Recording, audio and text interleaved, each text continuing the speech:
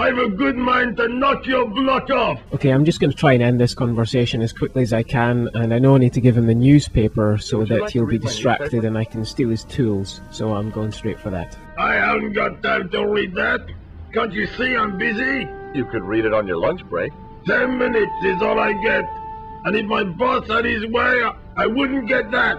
He'd have me on a drip, so I didn't have to stop to eat. Oh, take the newspaper and quit complaining. Don't worry, I swear once this is over, we never have to speak to this guy again. Ah, look at this. Damn bleeding out liberals. Yeah, save the dolphins. Catch them. My ears are bleeding. My ears are bleeding. Fish. Nah, that's more like it.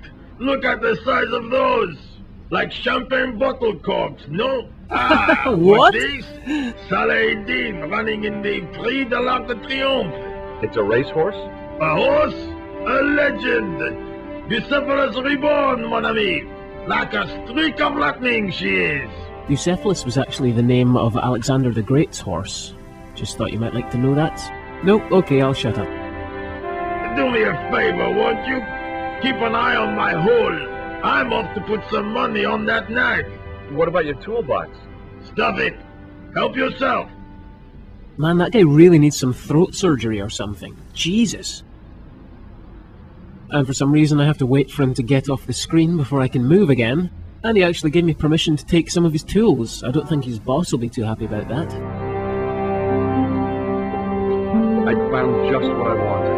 A tool for lifting manhole covers. What the hell is this? Some kind of tool?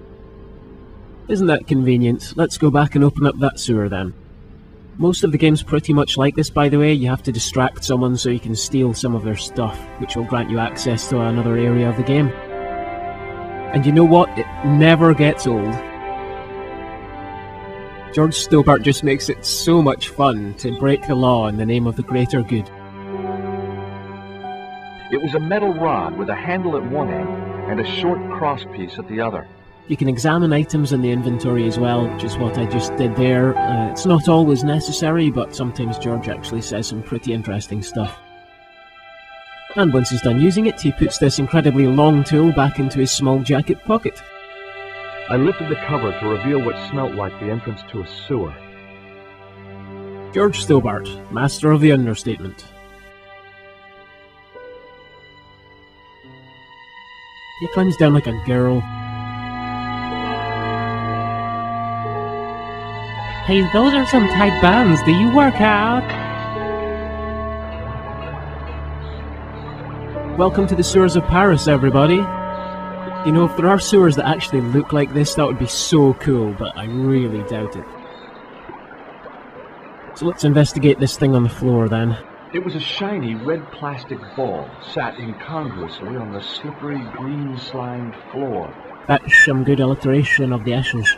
As I picked up the plastic ball, I realized it was intended to be worn. Yeah, I was thinking about getting implants myself. I can't believe someone threw one away. It was the clown's red nose. Oh, that's not the kind of ball I was thinking of. But hey, it's the blue ones you've got to watch out for, right?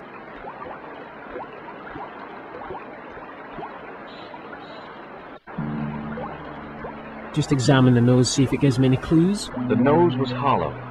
Printed on the inside were the words, La Risée du Monde, Paris. I have no idea what that means. And there's more crap lying on the floor. It was a soggy, crumpled paper tissue. What do you do with used tissue that you find in the sewer? Put it in your pocket, of course. I scooped up the soggy tissue. It was cold and greasy, like breakfast leftovers. That is actually disgusting. It was the soggy tissue I'd found in the sewers. You know, these sewers actually look really clean. Maybe I'm not the only person that comes down here picking up everything he sees. I took hold of the scrap of material and unsnagged it from the spike. Oh, forgot to examine it first. It was the scrap of material I'd found in the sewer. Okay, his cursory inspection was correct. It is indeed a scrap of material.